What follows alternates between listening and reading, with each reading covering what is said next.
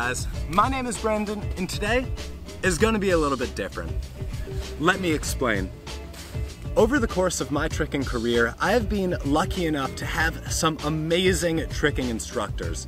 People who showed me how to train, how to progress, the right mentality, and how to build progression schemes. Today, I asked one of my first tricking instructors to come on the channel and to talk to you guys about his tricking experience. His name is Jennings. When I first started tricking, he kind of showed me what it meant to be a tricker. He introduced me to tricking culture and he took me to my first gathering. If it wasn't for him, I wouldn't be doing anything I am now. He has been one of my best friends and given me some of the best advice in my life. So without further ado, let me introduce to you Jennings.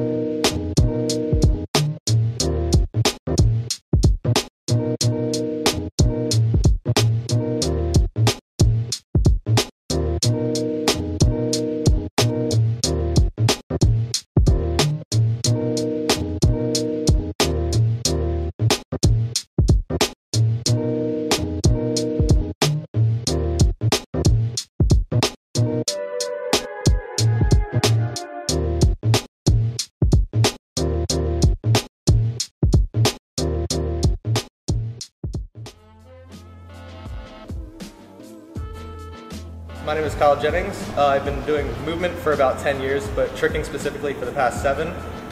Started with parkour and free running, but as soon as I learned about tricking and the way that moves scale up, I just got completely consumed by it, and yeah, just all built on from there.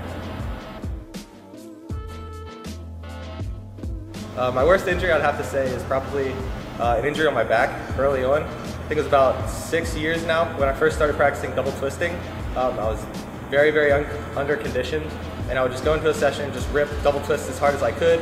If my body was starting to hurt, I just needed to push through it and just keep cranking them out. But what happened was it really impacted my training.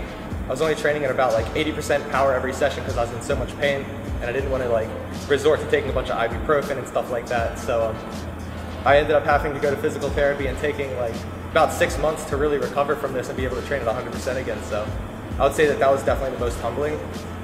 What it ended up being was actually like a pulled muscle on a muscle called serratus anterior, and that's heavily involved in twisting, so definitely know your body so you know how to heal it.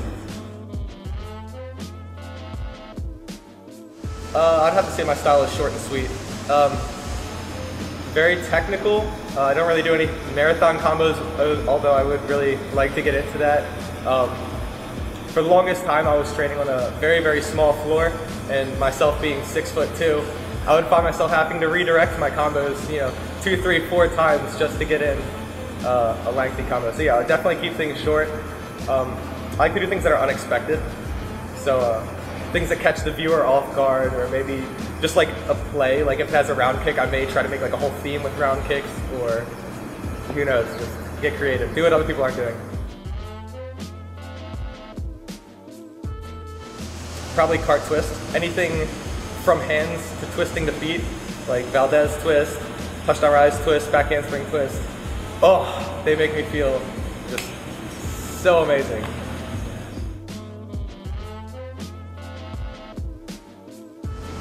I see tricking moving towards professionalism and being regulated, but I'm not sure if it's going to be by trickers or by someone else. I think that really determines in the community. We're very quick to like cast our judgment, which is very good, but we need more people really stepping up and like presenting these roles and actually being the person to build these things. Because if no one really does, it's going to happen eventually, just not by us. So I definitely see it moving in a positive way as long as we're passionate about pushing it. I've been a tricking instructor specifically for the past about 5 years at a gym called Alternate Routes. I built the curriculum there and then was lucky enough to have someone else, Brandon Billings-Martin, come on board to help me manage the classes, and he's killing it. Before that, I taught for a year at Hartford Gymnastics, but that was teaching gymnastics, and it was less ideal. It was still good, but it wasn't anything like teaching tricking. That's just, couldn't ask for a better job.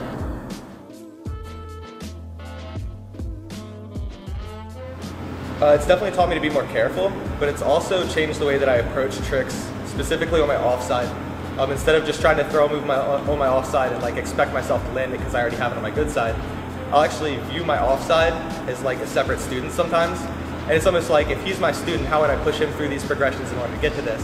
And it just troubleshooting, it makes it a lot less stressful for me, and makes it kind of fun, especially when things work out.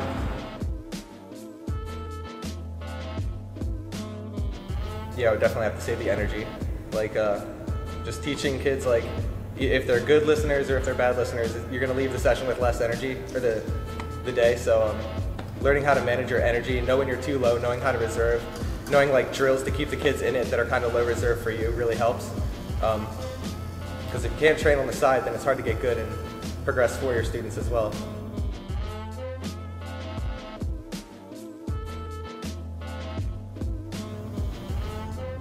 Be open to other people's input, even if they're below your skill level.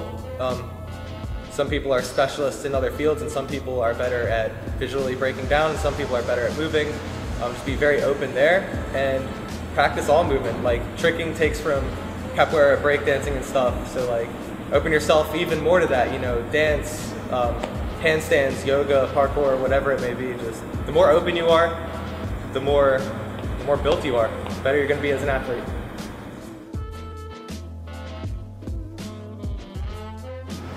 So if you go to YouTube and just type in 2018 tricking sampler space Keeley, it should come up. If not, it should be linked in the description.